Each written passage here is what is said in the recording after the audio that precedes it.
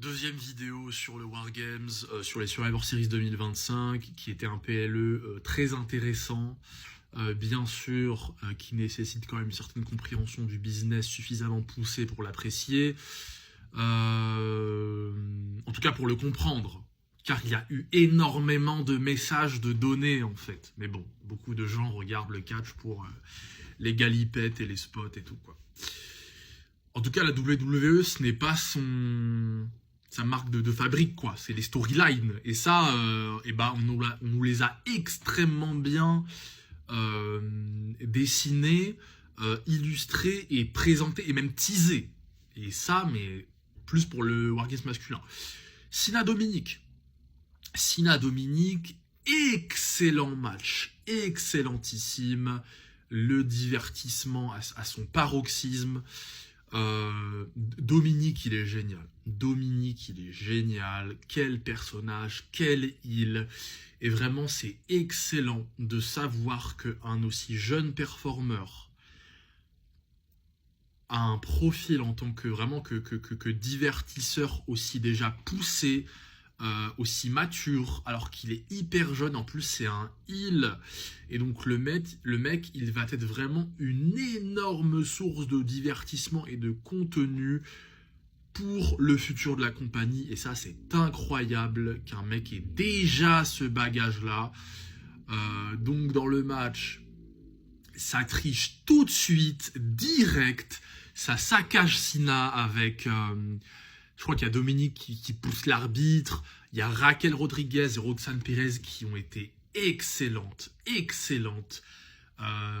Belle attitude, vraiment de heel, bien crasseuse, quoi. Génial. Du coup, tout le match, vraiment, il y a ce truc où... Dominic, il en a rien à foutre, il veut juste son titre, nique le catch en fait, mais c'est génial car il a une identité, il a un perso, il a une DA, et la DA du match, elle est incroyable, quoi. Donc, où vraiment c'est parasite. Il y a un moment où Dom, il essaie de caler un Hurricanrana de l'extérieur là, et on pense qu'il est blessé. Et tout le monde pensait qu'il était blessé, moi le premier, incroyable. Et quand vraiment ils arrivent à nous mettre un doute à ce point-là, c'est qu'ils sont trop forts, c'est qu'ils ont réussi. Donc le mec, il se fait entourer des médics, des arbitres, machin. Cena, il remonte sur le ring, on va croire que le match il va s'arrêter, qu'il y a eu un botch et tout. Ça ressemblait à un botch, c'était trop bien fait. Et ensuite, il y a Roxanne Perez et Raquel Rodriguez, qui entrent sur le ring et qui commencent à défoncer Cena. Je sais plus si c'est un powerbomb de Raquel Rodriguez ou un spinebuster ou un chokeslam, je sais plus. Ensuite, il y a un sunset flip de Roxanne Perez. Et là, il y a Dominic, il se lève comme un escroc, il sprint dans le ring, 619. Après, je crois qu'il fait frog splash, tombé, Cena kick out, mais excellente séquence. Vraiment, le Edge, bah oui, en fait, Dominic, moi, il m'a vraiment beaucoup fait penser à Edge à quel point c'était un crasseux en tant que heel, un gros tricheur. Et Dominic, il a 14 ans. Ça veut dire que des trucs comme ça, on va pouvoir être diverti à ce point-là encore des années. Et en fait, son personnage de heel devient de plus en plus puissant, surtout en ayant pris un titre à Cena. Donc là encore, message, on nous fait comprendre que là, même si c'était le cas bien évidemment avant, mais là c'est encore plus puissant et parlant que Dominic. C'est clairement une des futures grosses pointures dans le main event, champion du monde, tout ce que vous voulez, de la compagnie dans le futur. Et là vraiment, ces choses-là, mais en fait... Encore une fois, il y a aussi le truc où Cena Farewell Tour, ça aurait dû être que ça. Vraiment, cette capacité-là à faire ces passes D-là, en termes d'exposition, de puissance, d'importance, on aurait dû avoir que ça. Mais là, heureusement qu'au moins Dominic a pu manger là-dessus, sur ce Cena-là. Donc en termes de divertissement, vraiment là où on nous présente Dominique comme, mais les gars, comme le Wargames masculin avec Breaker qui ping-pong et tout là, et Breaker qui est injouable tout le Wargames, là vous avez un Dominique qui prend un titre à Sina et qui vraiment affirme pour de bon, enfin en tout cas d'une manière extrêmement puissante, sa personnalité et son style de heel et sa DA de gros tricheur qui en tant que gros heel va permettre dans le futur de mettre over des gros face. Puisque un gros face, c'est un gros heel. Parce que pour être un gros face gentil, il faut un démon en face. Puisque c'est comme ça que tu parais extrêmement puissant en tant que gentil. C'est comme ça que tu peux devenir over à mort en fait. Car il y a une raclure en face. Comme ce que Edge avait fait avec Cena il y a 20 ans en fait. Donc excellent le Dominique Cena. Et là, comme si c'était pas fini, la GOAT, Liv Morgan, l'une des stars féminines aujourd'hui des plus puissantes et surtout la meilleure quasiment heel de la compagnie, qui revient.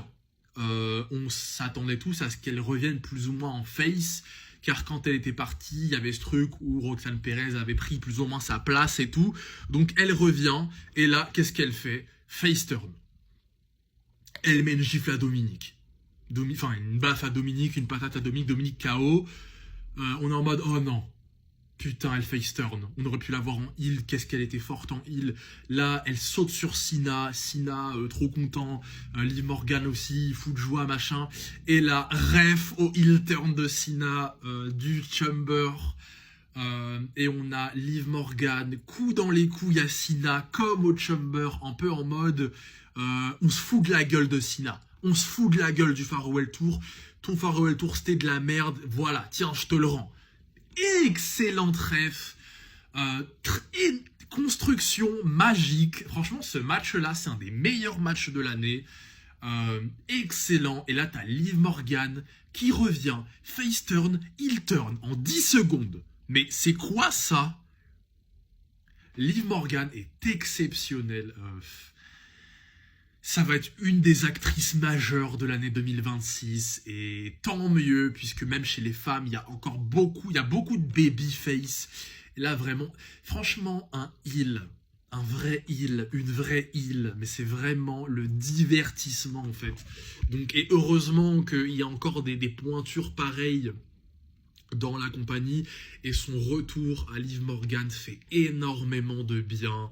En plus, ce qui est très intéressant, c'est qu'elle revient dans une story. Donc dans le Cena Dominique, dans le Liv Morgan qui, est-ce qu'elle allait retisser son lien avec Dominique, est-ce qu'elle allait le trahir? Donc dès qu'elle revient, ça raconte direct un truc. Et là, il y a tout de suite la dynamique du Judgment Day qui va être encore en plus alimentée. Dominique qui revient en puissance. Trop de trucs, d'informations, de stories intéressantes, de débouchés. Et ça a été le cas dans, bon, bien sûr, majoritairement Cena Dominique et le Wargames masculin. Mais en tout cas, les débouchés en termes de storyline pour les grosses échéances, les grandes lumières à venir que sont les Rodamania, c'est un PLE extrêmement important et qui a été extrêmement efficace dans la capacité à mettre en lumière, à affirmer des choses, à envoyer des messages. En termes de storyline, de débouchés, de booking, de prestations, c'était excellent. Mais bien sûr, quand tu es quelqu'un qui n'est pas si sensible que ça aux storylines, aux personnages, qui ne sait pas les comprendre, car vous ne savez pas comprendre le business, car vous voulez que voir des spots et des prises, bah bien forcément, et bah là, vous l'avez pas vu. En fait, vous l'avez pas compris. Et c'est pour ça que vous ne l'avez pas aimé, parce que vous ne voyez pas ces choses.